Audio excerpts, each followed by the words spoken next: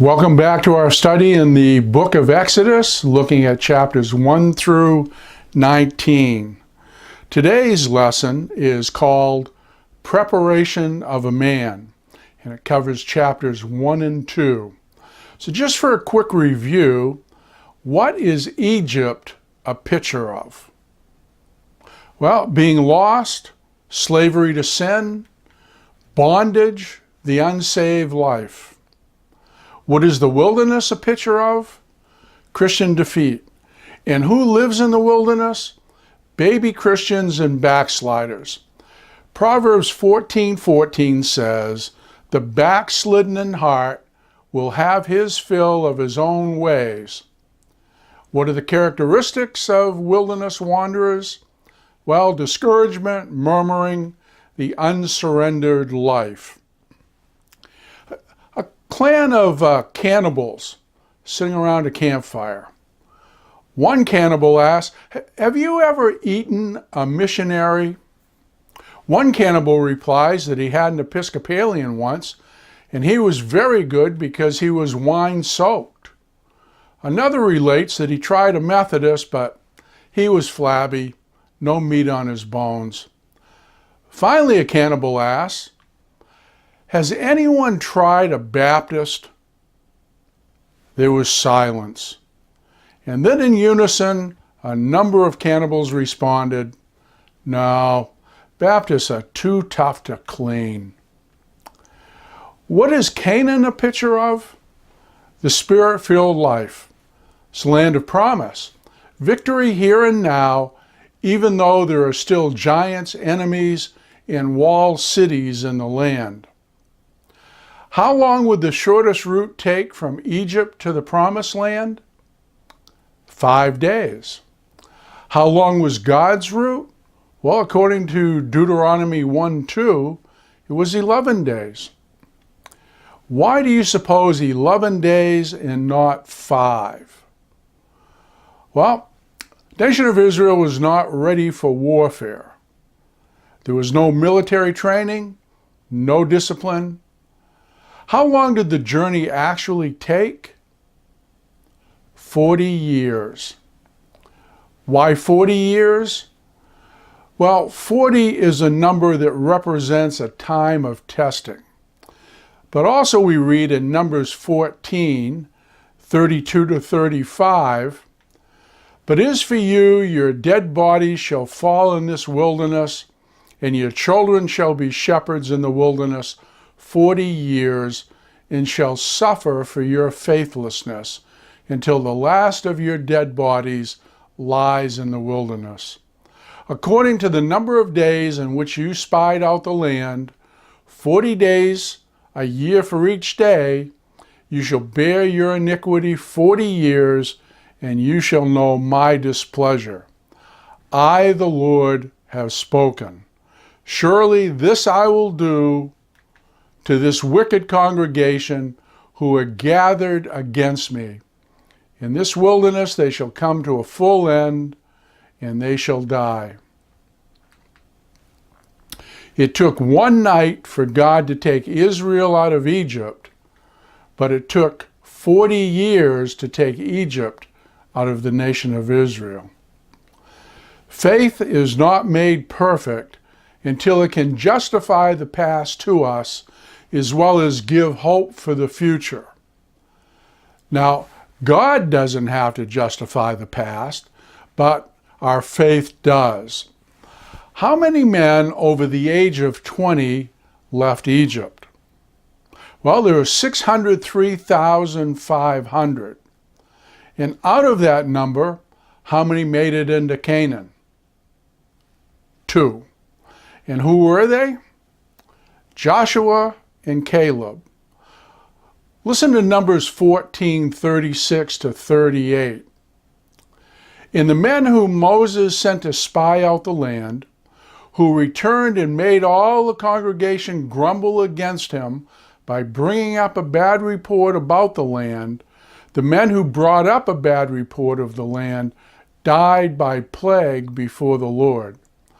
Of those men who went to spy out the land, only Joshua the son of Nun and Caleb, the son of Jephunneh, remained alive. Now, chapter 1, verses 1 through 7 reads as following. These are the names of the sons of Israel who went to Egypt with Jacob, each with his family. There was Reuben, Simeon, Levi, and Judah. Issachar, Zebulun, Benjamin, Dan, Naphtali, Gad, and Asher. The descendants of Jacob numbered 70 in all. Joseph was already in Egypt. Now Joseph and all his brothers and all that generation died, but the Israelites were exceedingly fruitful. They multiplied greatly, increased in numbers, and became so numerous that the land was filled with them. Israel started with 70 people and increased to over 2 million. This was a fulfillment of Genesis chapter 46, verses 1 through 5.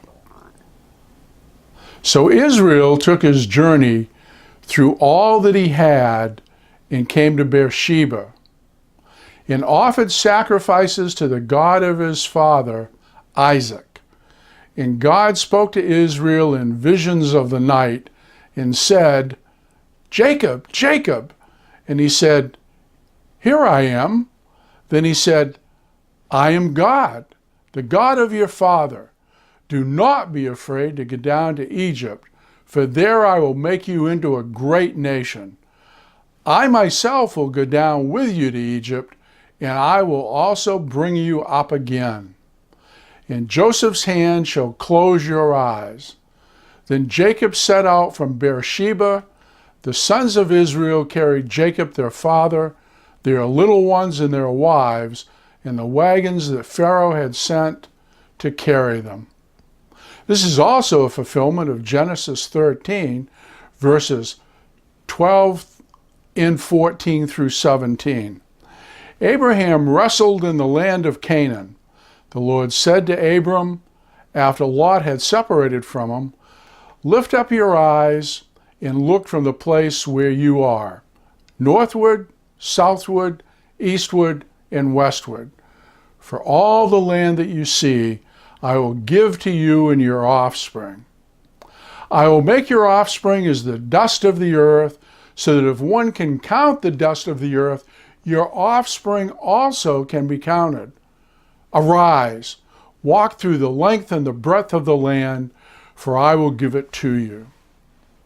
Now, chapter 1, verses 8 through 14 indicate, Now there arose a new king over Egypt, who did not know Joseph.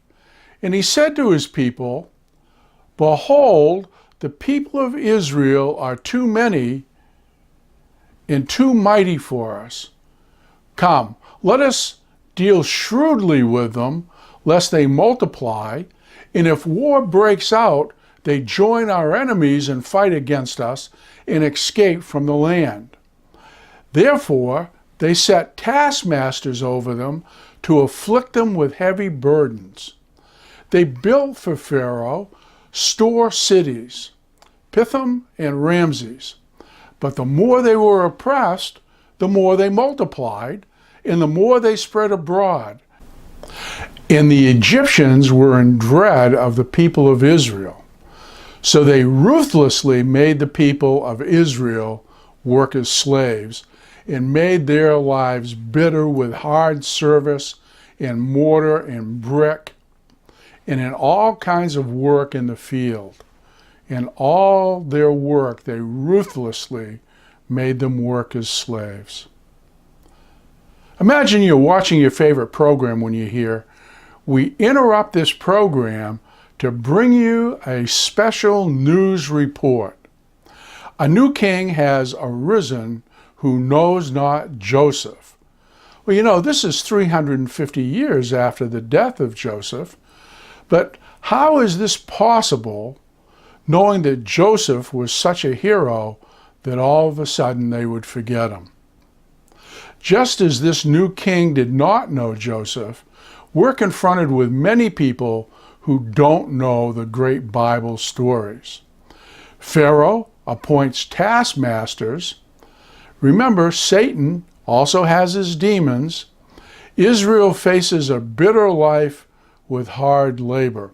Listen to Genesis 15, verses 13 and 14. Then the Lord said to Abram, "Know for certain that your offspring will be sojourners in a land that is not theirs, and will be servants there, and they will be afflicted for 400 years. But I will bring judgment on the nation that they serve, and afterward they shall come out with great possessions." Chapter 1, verses 15 to 22 read, "Then the king of Egypt said to the Hebrew midwives, one of whom was named Shiphrah, and the other Puah, when you serve as midwives to the Hebrew women, and see them on the birth stool, if it's a son, you shall kill him. But if it's a daughter, she shall live. But the midwives feared God and did not do as the king of Egypt commanded them, but let the male children live. So the king of Egypt called the midwives and said to them, 'Why have you done this, and let the male children live?' The midwives said to Pharaoh, 'Because the Hebrew women are not like the Egyptian women, for they are vigorous and give birth before the midwife comes to them.' So God dealt well with the midwives, and the people multiplied and grew very strong. And because the midwives feared God, he gave them families. Then Pharaoh commanded all his people, 'Every son that is born to the Hebrews you shall cast into the Nile, but you shall let every daughter live.'" Moses was born under a death decree. Are we born under a death decree? Yes, we are. Romans 3:23 tells us that the wages of sin is death. You know, what a break. Just by chance, the two midwives feared God. What are the odds? Shiphrah, which means beauty, and Puah, which means splendor. Chapter 2, verse 1. Now a man from the house of Levi went and took as his wife a Levite woman. The house of Levi were priests who were responsible for worship. The man was called Amram, meaning the people exalted. And his wife was named Jochebed, meaning Yahweh is exalted. Amram took as his wife Jochebed, his father's sister, and she bore him Aaron and Moses, the years of the life of Amram being 137. Exodus 2:2 indicates that when she saw that Moses was a fine child, she hid him for 3 months. When she could hide him no longer, she took for him a basket made of bulrushes and daubed it with bitumen and pitch. She put the child in it, placed it among the reeds of the river of the Nile. And his sister stood at a distance to know what would be done to him. You know, an engineer from the Standard Oil Company surmised that if there was pitch, there might be oil. And upon searching, the company found a large oil field. Now back to the story. Can you imagine putting a baby in the crocodile-infested Nile? How safe was Moses in that basket? Well, Daniel chapter 3, verse 17 says, "Safe in the arms of God who is able to deliver." Scripture goes on to say, "Then Pharaoh's daughter went down to the Nile to bathe, and her attendants were walking along the riverbank. She saw the basket among the reeds and sent her female slave to get it. She opened it and saw the baby. He was crying, and she felt sorry for him. 'This is one of the Hebrew babies,' she said. Then his sister asked Pharaoh's daughter, "Shall I go and get one of the Hebrew women to nurse the baby for you?" "Yes, go," she answered. So the girl went and got the baby's mother. Pharaoh's daughter said to her, "Take this baby and nurse him for me, and I will pay you." So the woman took the baby and nursed him. When the child grew older, she took him to Pharaoh's daughter, and he became her son. She named him Moses, saying, "I drew him out of the water." By chance, Pharaoh's daughter finds him, and by chance, Moses' mother nurses him and gets paid for it. Well, not exactly. Sovereignty of God had something to do with that. Romans 8:28 says, "And we know that for those who love God, all things work together for good, for those who are called according to his purpose." Acts 7:22, "And Moses was instructed in all the wisdom of the Egyptians, and he was mighty in his words and deeds." Exodus 2:11 through 15. One day when Moses had grown up, he went out to his people and looked on their burdens. He saw an Egyptian beating a Hebrew, one of his people. He looked this way and that, and seeing no one, he struck down the Egyptian and hid him in the sand.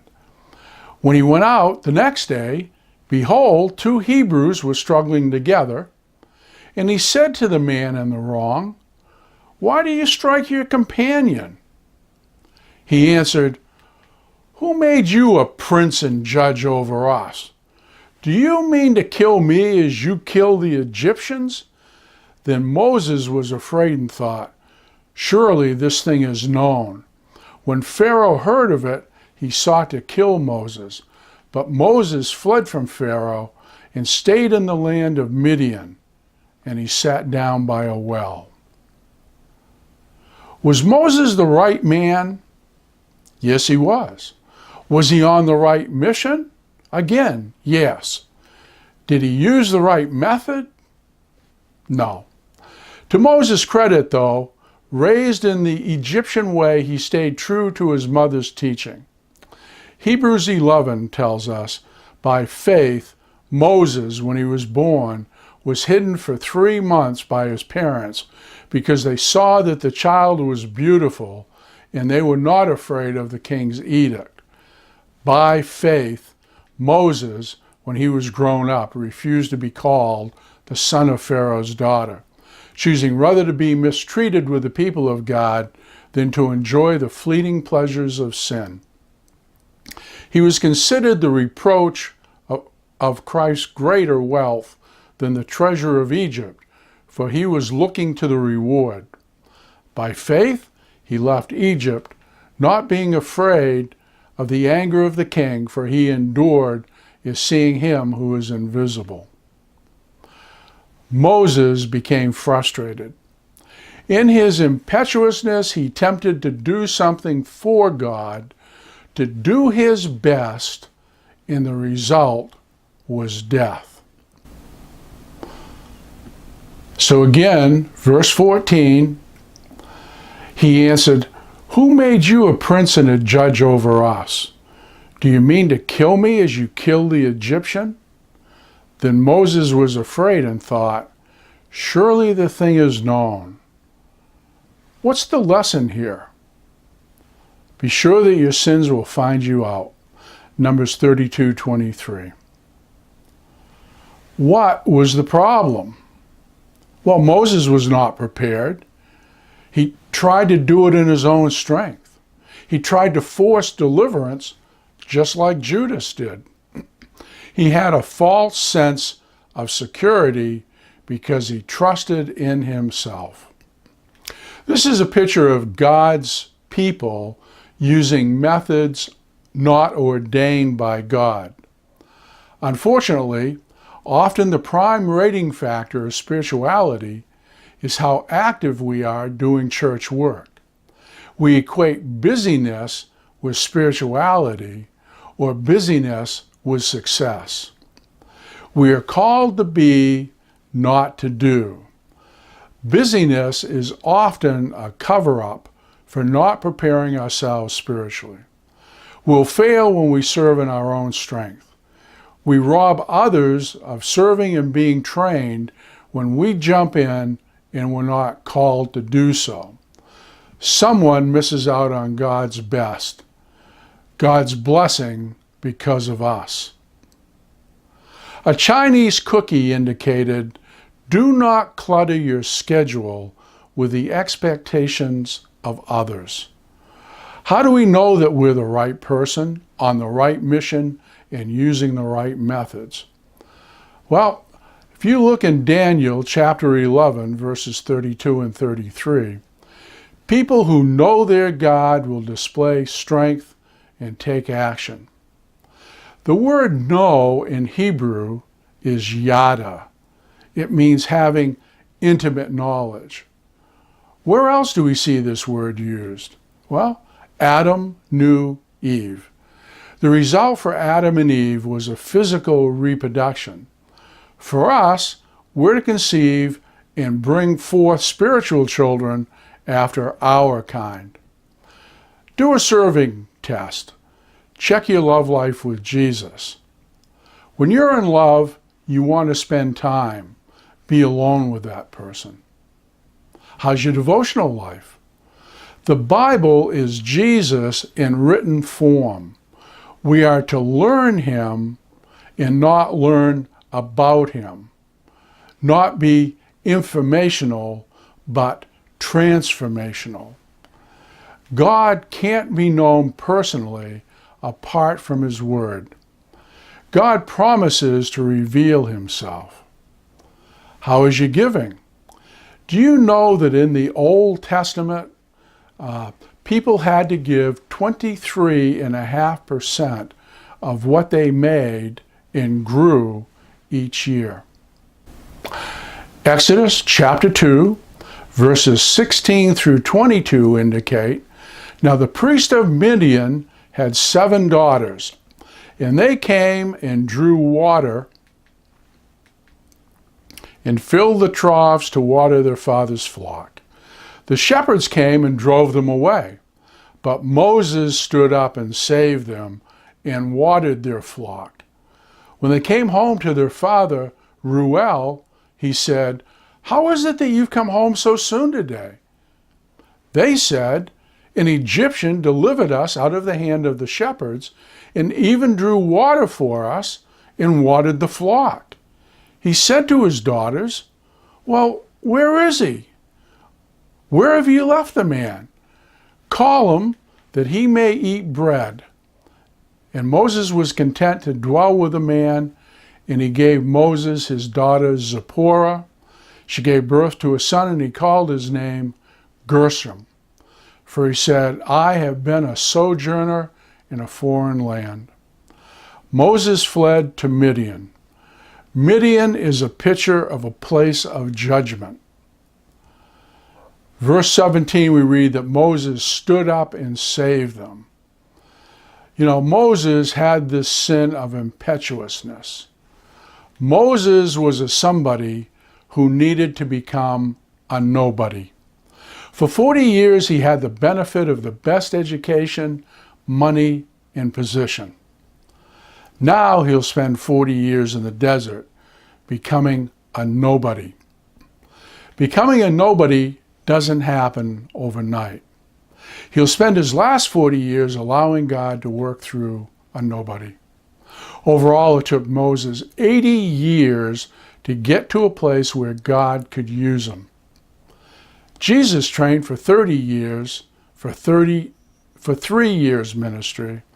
John the Baptist trained for 30 years, for 6 months ministry. So, here are some points. Don't map out your own plans. Yes, we set goals to prepare for the future, but be open to God overruling those plans. I know the plans that I have for you, says God, Jeremiah 29:11. Proverbs 19:21. Many are the plans in a man's heart, but the counsel of the Lord, it shall stand. Let God furnish the activity. There is no need to scheme and worry. You know, a good definition of faith is living without scheming. God calls us to restful availability. I walked by my water faucet yesterday. There were tears coming down his eye. I asked, "Water faucet, why are you crying? I haven't served you all day. I love you and want to do something for you," it said. I replied, "I know you're there, that you want to serve me, and I have the confidence in you that when the time comes that I want to use you, you'll be available." Hey, are you restfully available today? Can you say, as Samuel said, "Speak, Lord, for thy servant is listening," or as Isaiah said, "Here am I"? Romans 12, verse 1, "I urge you therefore, brethren, by the mercies of God, to present your bodies a living and holy sacrifice, acceptable to God, which is your spiritual service of worship." Join me again for another lesson in Exodus. Thank you for watching.